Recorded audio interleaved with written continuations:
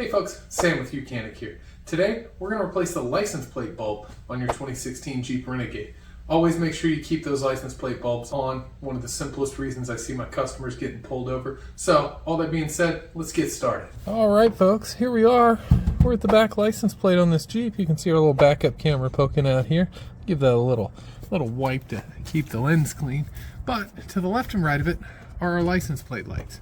Now these assemblies are just clipped in. There's no screws or anything, but what you're going to need is just a regular old flat tip screwdriver. The skinnier the better.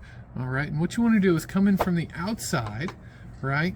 You want your screwdriver laying almost flat, and you want to poke it up under that assembly, and you'll push that little clip in, and it'll pop down. You can see here on the edge, let me pull that into the sunlight for you, this is what we're pushing in with our screwdriver. So when we go in there, we're just pushing that in like that, allowing this to pop down. So, put that down, we don't need our screwdriver anymore.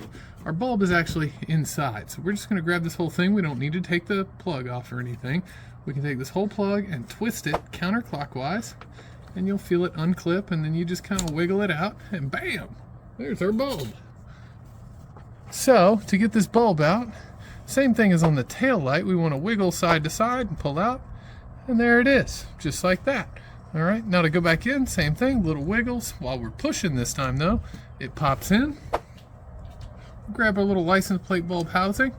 We slide this whole thing together, twist it back clockwise this time, just like that. And you want to get your plug up in. Now what you want to do is you want to hook it on these little tabs here. So we'll hook it and then push straight up, and we're all done. Thanks for joining me, guys.